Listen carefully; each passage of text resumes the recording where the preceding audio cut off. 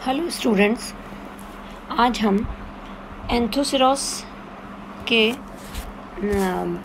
Archegonia के बारे में पढ़ेंगे। जो हमारा एंथोसिरोस का आज तीसरा लेक्चर है, जिसमें हम एंथोसिरोस के आर्चिगोनिया और उसके डेवलपमेंट के बारे में पढ़ेंगे। तो जैसा कि हमने पहले लेक्चर में देखा था कि हमने एंथ्रीडिया का स्ट्रक्चर कैसा होता है और एंथ्रीडिया किस तरीके से एंथोसिरोस के थैलस में डेवलप होता है। आर्चिगोनिया जो है वो भी एक्रोपिटल सीक्वेंस में ही थैलस के डॉर्सल सरफेस पे उत्पन्न होती हैं।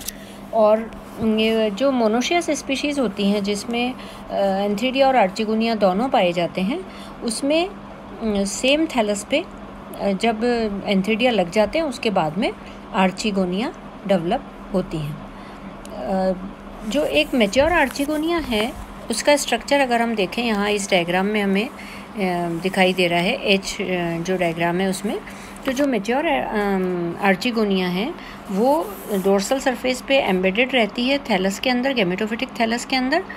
और इसकी जो कवर सेल्स हैं वो थोड़ी सी ऊपर बाहर की तरफ निकली हुई होती हैं। सरफेस जो थैलस की सरफेस है उससे थोड़ी बाहर की तरफ निकली हुई होती है।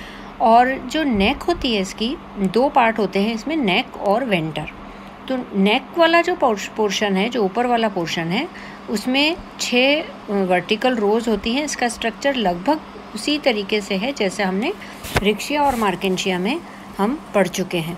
तो नेक की जो सेल्स हैं उसमें भी 6 वर्टिकल रोज पाई जाती हैं नेक सेल्स की।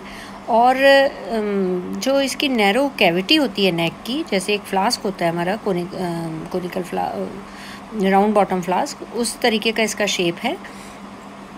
और इसमें जो नेक की जो कैविटी होती है वो भी 4 से 6 या ज़्यादा नेक कैनाल सेल से मिलके बनी होती है। तो यहाँ हम देख रहे हैं कि इसकी जो नेक सेल है, एक तो बाहर की तरफ जो बाउंड्री है वो नेक सेल्स की कहलाती है, और जो अंदर इसकी कैविटी में जो सेल्स दिखाई दे रही हैं वो नेक कैनाल सेल्स होती हैं, जो 4 से 6 या थोड़ी ज़्यादा हो सकती हैं।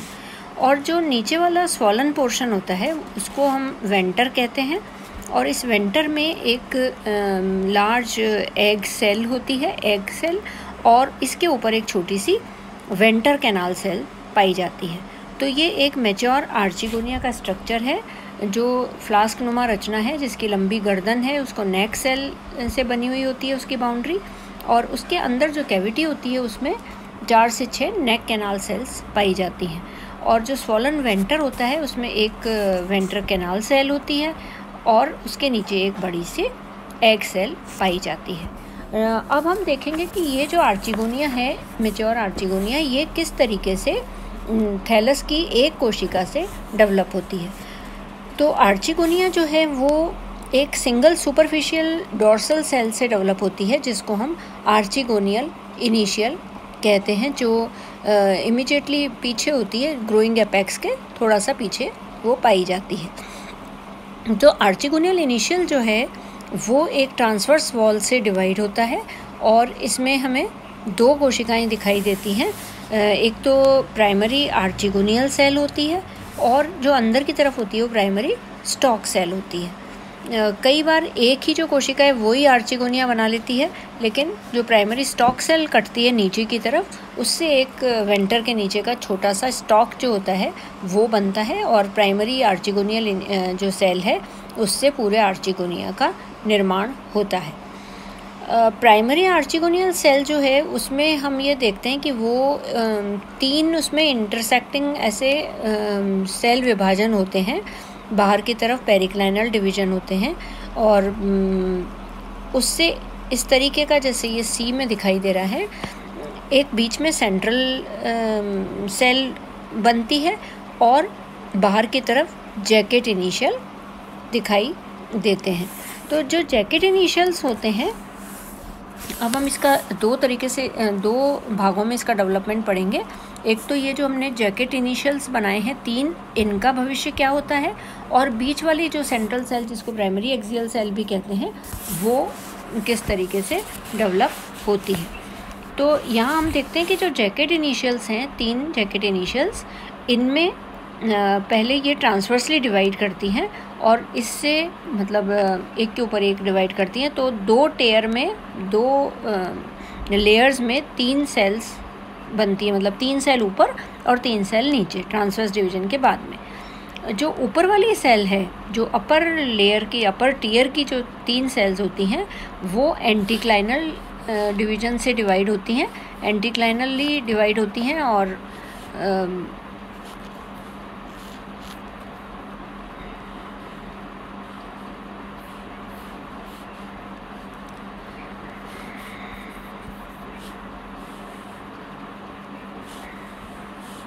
एंटीक्लाइनली डिवाइड होती हैं और ये 6 सेल बना लेती हैं। मतलब इसमें अब एंटीक्लाइनल डिवीजन होते हैं, परिधि के परपेंडिकुलर डिवीजन होते हैं और ये 3 से 6 सेल बन जाती हैं। और जो ये इसमें फिर बाद में और भी ट्रांसवर्स डिवीजन होते हैं और ये आर्चिगोनियम की जो नेक है, जो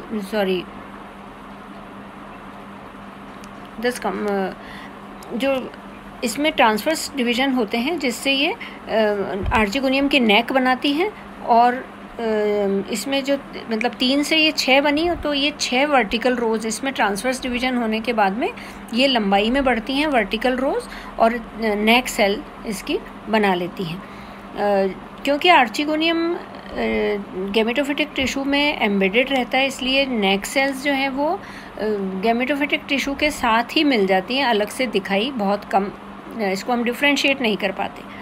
अब जो नीचे वाला टीयर था 3 सेल का, उसमें भी ट्रांसवर्स डिवीजन और वर्टिकल डिवीजन्स होते हैं और उससे ये जो वेंटर है वो वेंटर का निर्माण होता है, वेंटर वॉल का निर्माण होता है। जो वेंटर बनता है आगे वेंट्रल कैविटी, तो उसके चारों तरफ की वॉल का निर्माण नीचे वाले टीयर की 3 सेल से होता है। तो हमने देखा कि जो पेरिक्लाइनल डिवीजन के बाद में एक सेंट्रल एक्सियल सेल बनी थी और सेंट्रल एक्सियल सेल के बाद जो बाहर की तरफ 3 पेरिक्लाइनल डिवीजन से सेल बनी हैं, उनमें पहले ट्रांसवर्स डिवीजन होता है और 2 टीयर में ये 3 सेल्स डिवाइड हो जाती हैं, आउटर टीयर और इनर टीयर। अब आउटर टीयर की जो 3 सेल्स हैं उनमें एंटीक्लाइनल डिवीजन होकर 6 सेल्स बनती हैं और ये 6 सेल्स जो होती हैं वो ऊपर की तरफ बढ़ती हैं, मतलब इसमें ट्रांसवर्स डिवीजन होते जाते हैं और ये आर्चिगोनिया की नेक बनाती हैं 6 वर्टिकल रोज वाली। और जो नीचे वाले 3 सेल्स होते हैं, नीचे वाला जो टीयर है वो उसमें डिवीजन होते हैं, ट्रांसवर्स और वर्टिकल डिवीजन होते हैं और ये वेंटर की वॉल बनाते हैं। अब इसके बाद में नेक और वेंटर की वॉल तो बन जाती है, उसके बाद में जो प्राइमरी एक्सियल सेल है, दूसरा जो भाग है डिवीजन का, कि प्राइमरी एक्सियल सेल जो है उसमें उसका भविष्य क्या होता है। उसमें एक डिवीजन होता है, ट्रांसवर्स डिवीजन होता है और 2 कोशिकाएं बनती हैं। ये 2 कोशिकाएं जो हैं वो कहलाती हैं, जो नीचे वाली जो डॉटर सेल जो सेल बनती है वो तो प्राइमरी वेंटर सेल कहलाएगी, प्राइमरी वेंटर सेल। और ऊपर वाली जो सेल है उसमें फिर से डिवीजन होता है और ये एक तो ऊपर की कवर सेल्स बन जाती हैं और नीचे की प्राइमरी नेक कैनाल सेल कहलाती है, जैसा कि हम यहाँ ई डायग्राम में देख रहे हैं। ये सेंट्रल एक्सियल सेल जो हमने यहाँ पे सी में देखा है, बीच वाली सेल, उसका विभाजन है कि पहले वो 2 में डिवाइड होती है। नीचे वाली सेल प्राइमरी वेंट्रल सेल कहलाती है और ऊपर वाली जो सेल है उसमें फिर से डिवीजन होता है। तो सबसे ऊपर कवर सेल्स बनती हैं, कवर इनिशियल्स, और उसके बाद में प्राइमरी नेक कैनाल सेल का निर्माण होता है। कवर इनिशियल सेल में 2 वर्टिकल वॉल से डिवीजन हो जाता है, right angle to each other, और उसके बाद में वो 4 कवर सेल्स जो हैं वो नेक के ऊपर हमें दिखाई देती हैं। और प्राइमरी जो नेक कैनाल सेल है उसमें ट्रांसवर्स डिवीजन होते हैं, जिससे 4 से 6 या ज़्यादा नेक कैनाल सेल बन जाते हैं। तो कवर सेल के वर्टिकल डिवीजन से 4 कवर सेल्स बन गई और नेक कैनाल इनिशियल जो था, नेक कैनाल सेल जो थी, प्राइमरी नेक कैनाल सेल, उसमें ट्रांसवर्स डिवीजन से ये नेक कैनाल सेल्स बन जाती हैं।